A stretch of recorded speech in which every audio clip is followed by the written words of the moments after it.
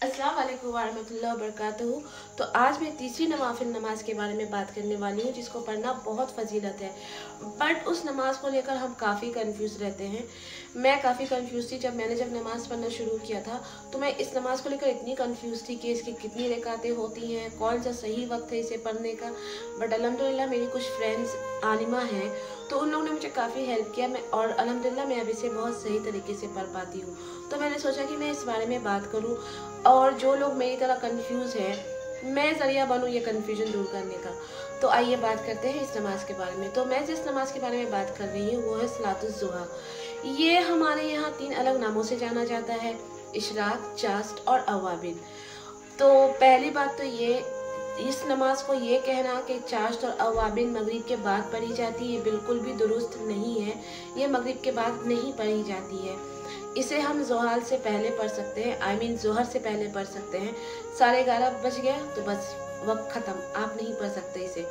तो पहला जो हिस्सा है इशराक, वो हम सनराइज़ के जस्ट 20 मिनट्स बाद पढ़ सकते हैं। फॉर एग्जांपल अगर 6 बजे सनराइज़ है तो आप 6:20 में या 6:22 में पढ़ लो। और याद रखना, फजर और इशराक के बीच में कोई नमाज होती भी नहीं है। तो ये आपने पढ़ लिया सनराइज़ के जस्ट 20 मिनट बाद। अब थोड़ा सा उससे आगे जाओ, आपने पढ़ लिया चाश्त। अब जब सूरज जब इतने में इतने हाइट पे हो, जब इतनी बुलंदी पे हो, जब ज़मीन जब गर्म होने लगे, तब वो वक्त होता है अवाबिन का। आप उस वक्त अवाबिन पढ़ लो, ठीक है। अब दूसरा कन्फ्यूजन ये होता है कि क्या हमें ये तीनों पढ़नी है ना।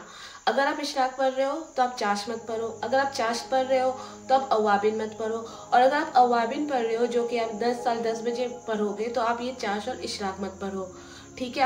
आप कोई भी एक पढ़ लो, ठीक है। एंड दूसरी बात ये कि अवाबिन इसलिए मैंने कहा कि मगरिब के बाद नहीं होती है, क्योंकि अवाबिन के मतलब है वापस लौटना या लौट आना। जो रेत होते हैं ना, वहाँ पे काफ़ी सर्दी होती है, तो ऊँट के बच्चे जब फजर होता है तो रेत पे जाके खड़े होते हैं और अपने पैरों को गर्म होने तक वो वहाँ खड़े रहते हैं। जब उनका पैर गर्म होने लगता है तो वो वापस लौट जाते हैं अपनी माँ की तरफ या छाँव में, तो उसे कहते हैं अवाब, यानी लौटना।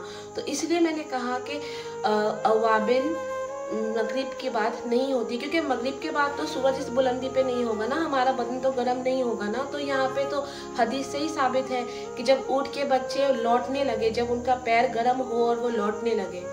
Hope I am clear. अब बात करते हैं इसकी रकातों के बारे में। तो हमारे सुन्नत से साबित है कि हमारे रसूलुल्लाह इसे 8 रकात पढ़ते थे और 2-2 करके पढ़ते थे। तो आप चाहे तो इसे 2-2 करके पढ़ लें सुन्नत के हिसाब से, या तो आप इसे 4 रकात एक सलाम के साथ पढ़ लें, या अपने सहूलियत के हिसाब से 2 रकात भी पढ़ सकते हैं आप। लेकिन मैं तो कहूँगी कि अगर आप कम से कम 4 रकात पढ़ लें तो बहुत अफजल है, ठीक है। एंड मैं फिर से रिपीट कर रही हूँ आप लोगों की सहूलियत के लिए, आप लोगों की समझने के लिए, कि ये जो सलातुल ज़ुहा की नमाज़ है, जो हमारे यहाँ अलग नामों से जाना जाता है, इशराक, चाश्त, अवाबिन, ये ज़ोहर से पहले हमें कंप्लीट करनी है। अगर हमने इसे ज़ोहर तक कंप्लीट नहीं किया तो इसका वक्त ख़त्म हो जाता है और ये नमाज नहीं होगी। मगरिब बाद ये नमाज होती है, ये सोचना ये दुरुस्त नहीं है। पॉइंट 1। पॉइंट 2 कि इसकी 8 रकातें होती हैं और ये सुन्नत के हिसाब से 2-2 करके पढ़ी जाती है, लेकिन आप अपने हिसाब से अपनी सहूलियत के हिसाब से 4 रकात एक सलाम के साथ पढ़ सकते हैं। Hope I am clear. अगर आपके कुछ और डाउट्स हो मुझे नीचे कमेंट्स में बता दीजिएगा, इंशाल्लाह मैं इसको सॉल्व करने की कोशिश करूँगी। अल्लाह हाफिज़, अपना ख्याल रखें।